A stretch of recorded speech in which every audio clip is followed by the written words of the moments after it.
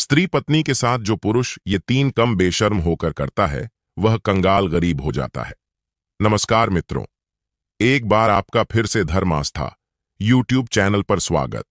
प्रिय दर्शन बंधु, ये तीन कम कौन से हैं जो अपनी स्त्री पत्नी के साथ भूल कर भी नहीं करना चाहिए, वरना कंगाल होते देर नहीं लगेगी।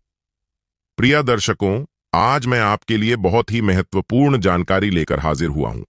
आज हम इस वीडियो में चर्चा करेंगे कि ऐसे कौन सी तीन कम है जो पुरुष अपनी स्त्री पत्नी के साथ करता है तो वो कंगाल गरीब हो जाता है। दर्शकों, आपसे निवेदन है कि वीडियो को बिना स्किप किए पूरा सुनिएगा। तो प्रिय दर्शकों बंधु, आई इसे एक कहानी के मध्य से समझते हैं। प्रिय मित्रों, कहानी में आगे बढ़ने से पहले आपसे एक हाथ जोड़कर छोटा सा निवेदन करता हूं। यदि आप भी भगवान भोलेनाथ के सच्चे भक्त हैं तो कमेंट बॉक्स में ओम नमः शिवाय लिखते हुए वीडियो को लाइक और चैनल को सब्सक्राइब अवश्य करें। प्रिय मित्रों, एक नगर के राजा का एक पुत्र था जिसका नाम प्रताप सिंह था। प्रताप सिंह रूप और यौवन से संपन्न था। एक तो राजा का बेटा था, ऊपर से भगवान ने उसे सुंदर रूप भी दिया था। एक दिन जब वह अपने नगर में घूमने निकाला तो उसने देखा कि एक साहूकार के बैंगल की छत पर एक अत्यंत रूपवती स्त्री खड़ी है जो स्नान करने के बाद अपने बाल सुख रही है। चंद की तरह चमकता हुआ चेहरा और नागिन की तरह लहराने हुए बाल बहुत सुंदर ग रहे थे। उसे साहूकार की पत्नी पूरे नगर में सबसे सुंदर थी। राजकुमार ने उसके जैसी स्त्री पहले कभी नहीं अच्छी थी। राजकुमार ने साहूकार की पत्नी पर अपना सब कुछ लूट दिया और प्राण लिया कि वह एक बार उसे सुंदर युवती से अवश्य मिलेगा। अब वह मानो सब कुछ खोकर अपने महलों में लौट आया और दिन रात अपने ही ख्यालों में खोया रहने लगा। भूख प्यास सब गायब हो गई थी। चलते फिरते उठाते बैठने उसकी तस्वीर उसकी आंखों में तैरती रहती। वह दिन रात वासना से पीड़ित रहने लगा और ऐसा लगा मानो वह इसके बिना उसके प्राण ही निकाल जाएंगे। वह हमेशा उससे मिलने का रास्ता ढूंढता। राहत था।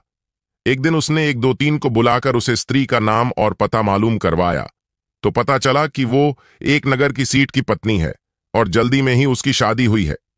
राजकुमार ने दो तीन से कहा कि हम तुम्हें मुंह मांगी कीमत देने को तैयार हैं। किसी तरह मुझे उसे युवती से मिलता दो दर्शन बांधो। दो तीन को भी राजकुमार की पीड़ा भाले भांति समझ में ए गई कि यह राजकुमार वासना का आदि हो गया है, क्योंकि कहा जाता है कि इंसान सही रास्ते पर तभी चला है जब तक वह इंद्रियों के वाश में ना हो। विद्वानों का कहना है कि इंद्रियों पर हमेशा के लिए नियंत्रण रखना मृत्यु से भी अधिक कठिन है और इन्हें बिल्कुल खुला छोड़ देना देवताओं के भी विनाश का कारण बन जाता है। दूसरी बात, केवल सोनी से ही नींद पर विजय नहीं पीजा। शक्ति डालकर आज पर विजय अपने का प्रयास ऐन करें और ज्यादा शराब पीने से शराब पीने की आदत नहीं। छठ शक्ति इंसान के अंदर शर्म तभी तक रहती है जब तक उसके मां में पाप घर नहीं कर लेट। ऐसा कहा जाता है कि जी प्रकार अग्नि कभी ईंधन से संतुष्ट नहीं होती, समुद्र कभी नदियों से संतुष्ट नहीं होता, प्राणियों से कभी मृत्यु की भूख नहीं मिटती। इस प्रकार दुष्ट स्त्रियां पुरुषों से और दुष्ट पुरुष स्त्रियों से कभी संतुष्ट नहीं होते। प्रिय दर्शन बंधु, राजकुमार का प्रिय कार्य करने के लिए वह दो तीन मौका निकालकर उसे साहूकार के घर गई और उसकी सुंदर पत्नी से मिलकर बोली, बहन, मैं यहां राजकुमार प्रताप सिंह का संदेश लाई हूं। जब से उसने तुम्हें देखा है वह तुमसे मिलने के लिए बेताब है। ना खाता है ना पिता है, हर क्षण उसकी जुबान पर तुम्हारा ही नाम राहत है। वह आपके प्यार में इस कादिर पागल है कि अगर आप उसे ऐन मिले तो वह अपनी जान भी दे सकता है और उसकी मृत्यु का पाप तुम पर लगेगा। दासी के मुंह से राजकुमार का पागलपन सुनकर साहूकार की पत्नी बोली, बहन, इसमें मैं क्या कर सकती हूं? राजकुमार ने मुझे प्रेम किया है, मैंने तो उससे प्रेम नहीं किया। उसे पता होना चाहिए कि मैं किसी और की शादीशुदा पत्नी हूं। किसी और की चीज के लिए मरना प्यार नहीं, मूर्खता है, इंद्रियों का विकार है। और जहां तक राजकुमार की जान बचाने की बात है तो मैं उससे मिलने की गलती कभी नहीं कर सकती, क्योंकि मैं एक पतिव्रता स्त्री हूं और दूसरे पुरुष का ख्याल मेरे मां में कभी नहीं आता।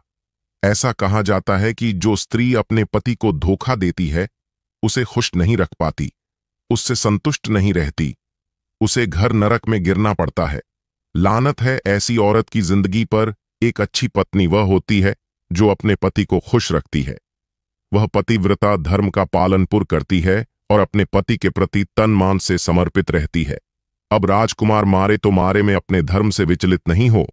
शक्ति प्रिय दर्शकों, साहूकार की पत्नी का स्पष्ट उत्तर सुनकर दो तीन ने फिर उसे संत बना देने की कोशिश की और उससे कहा कि तुम ठीक कर रही हो बहन, लेकिन राजा के विरुद्ध जाकर भी कोई मनुष्य सुखी नहीं रह सकता। राजा बहुत जिद्दी लोग होते हैं, जो मांगने से नहीं मिलता उसे जबरदस्ती जीतने की कोशिश करते हैं। यदि उसने तुम्हारे साथ जबरदस्ती की तो वो भी ठीक नहीं होगा। प्रिय दर्शकों, 2 दिन के समझने पर साहूकार की पत्नी बोली, बहन आप भी ठीक कर रही हैं। राजाओं के बीच ऐन तो मित्रता अच्छी होती है और ना ही शत्रुता। ये हमेशा अपने मूड मत के होते हैं। अब तुम एक कम करो, मैं स्वयं तो राजकुमार को नहीं, अपना शक्ति पर यदि मेरा पति स्वयं मुझे ले जाकर राजकुमार को सौंप दे तो मुझे कोई पाप भी नहीं होगा और राजकुमार की इच्छा भी पूरी हो जाएगी। प्रिय दर्शकों, साहूकार की पत्नी का प्रस्ताव द्वितीय ने जाकर राजकुमार से कहा कि वह आपसे इस तरह नहीं मिल सकती, लेकिन हां, यदि उसका पति उसे आपके हवाले कर दे तो वह आपके पास आने को तैयार है। 2 दिन की बातें सुनकर राजकुमार और भी दुखी हो गया, सोने लगा। ऐसा भला कौन मूर्ख आदमी होगा जो अपनी स्त्री को अपने हाथों से किसी और को सौंप दिन खाने लगी। राजकुमार ढूंढने से कोई ना कोई उपाय निकाल ही आता है। थोड़ा अपना दिमाग लगा। विद्वानों का कहना है कि जो कार्य उपाय से हो सकता है वह कभी बाल से नहीं हो सकता। प्रिय दर्शकों, इस दिन से राजकुमार बस यह सोने में गया कि किस तरह उसके पति को राजी किया जाए। तभी उसके मां में एक विचार आया। उसने सोचा कि क्यों ना उसके पति से दोस्ती कर ली जाए। कहते हैं विश्वास से किसी को भी हराया जा सकता है, और यही सोचकर राजकुमार ने साहूकार से दोस्ती कर ली। प्रिय दर्शकों, आप जानते हैं कि दोस्ती केवल 2 स्थितियां में होती है, या तो दोनों की स्थिति सामान्य हो या फिर मां में किसी तरह का स्वार्थ जुड़ा हो। राजकुमार ने उसे साहूकार को अपना मित्र बना लिया और अपना सहायक भी बना लिया। साहूकार भी राजकुमार का मुख्य सहायक बनकर बहुत खुश था। अब राजकुमार ने उसे अपने विश्वास में ले लिया और साहूकार से सभी का पसंदीदा कम करवाया। एक दिन राजकुमार ने साहूकार से कहा, मित्र, मैं आज से चंद्र व्रत प्रारंभ कर रहा हूं। यह व्रत 1 माह तक चलेगा। इस व्रत के लिए मुझे प्रतिदिन स्त्री की आवश्यकता पड़ेगी। इस व्रत में महिलाओं की पूजा की जाती है। मैं 1 माह तक प्रतिदिन एक स्त्री की पूजा करूंगा, तभी मेरा व्रत सफल होगा। मेरा व्रत पूरा करने के लिए तुम्हें प्रतिदिन किसी अच्छे कल की स्त्री को मेरे पास लाना होगा। मैं उसकी पूजा करके उसे वापस भेज दूंगा। साहूकार ने कहा, मित्र, यह कौन सी बड़ी बात है। मैं आपकी पूजा के लिए एक स्त्री की व्यवस्था करता रहूंगा। पूजा ही तो करनी है, चिंता मत करो। यह सुनकर राजकुमार बहुत प्रसन्न हुआ। राजकुमार ने झूठ मूठ का व्रत आरंभ कर दिया। साहूकार प्रतिदिन एक अच्छे परिवार की स्त्री को राजकुमार के पास भेजता था। राजकुमार उसकी पूजा करता और उसे वापस भेज देता। यह देखकर साहूकार को भी लगा कि राजकुमार सच में स्त्रियों की पूजा करता है और वह कुलम महिलाओं का सम्मान भी करता है और उन्हें वापस भी भेज देता है। राजकुमार यह सब पूरी नित से नहीं कर रहा है। कई दिन हो गए, राजकुमार ने शिकायत का कोई मौका नहीं दिया, जिससे साहूकार को उसे पर संदेह हो जाता। एक दिन वह अपनी पत्नी को भी ले आया और राजकुमार के कमरे में भेज दिया। उसने सोचा कि राजकुमार उसकी पूजा करने के बाद उसे वापस कर देगा।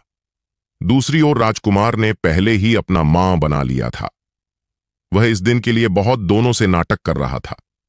साहूकार की पत्नी को अपने पास आता देख राजकुमार ने अपनी कमरे का दरवाजा बैंड कर लिया, और यह देखकर साहूकार को संदेह हो गया। जब उसने कमरे के अंदर झांक कर देखा तो उसकी आंखें फटी की फटी रह गईं। वह अपना सर पड़कर बैठ गया, सोने लगा। इस दुष्ट ने मेरे साथ विश्वासघात किया है, लेकिन मैं सबसे बड़ा मूर्ख हूं, क्योंकि मैंने अपनी पत्नी को अपने हाथों से राजकुमार को सौंप दिया। सबसे बड़ा दोषी तो मैं ही हूं, इसमें किसी की कोई गलती नहीं है। सबसे पहले तो मैंने राजकुमार पर भरोसा करके सबसे बड़ी गलती की है। फिर उसने अपनी पत्नी को किसी और को सौंपकर दूसरी सबसे बड़ी गलती की। ऐसा कहा जाता है कि भूल कर भी पुरुष को अपनी पत्नी को किसी दूसरे पुरुष के साथ या अकेले नहीं छोड़ना चाहिए, क्योंकि बुरे इरादे वाले लोग इसे अपने अवसर के रूप में इस्तेमाल कर सकते हैं। दूसरी बात, स्त्री को कभी हुए में नहीं लगाना चाहिए। स्त्री को हुए में लगाकर धर्मराज ने भी कुछ लाभ नहीं उठा पाया। तीसरी बात, स्त्री का कभी सौदा नहीं करना चाहिए, उसे बेचना नहीं चाहिए, ना कभी उसकी कीमत लगानी चाहिए। स्त्री मनुष्य का जीवन है, शक्ति है, साहस है। कोई विषय वास्तु या मनोरंजन की वास्तु नहीं है। स्त्री की रक्षा देश की, समाज की, परंपरा की और धर्म की रक्षा के बंधु। मेरे इस बात से कितने लोग सहमत हैं तो कमेंट करिए। हमें आपकी कमेंट पढ़ना बहुत अच्छा लगता है। और अगर आपको यह कहानी पसंद आई है तो आप हमारे वीडियो को एक लाइक अवश्य करेगा। आपका जीवन मंगलमय हो, इसी कामना के साथ आपसे विदा लेते हैं। मिलते हैं नेक्स्ट वीडियो में। वीडियो को अंत तक देखने के लिए आपका बहुत बहुत धन्यवाद।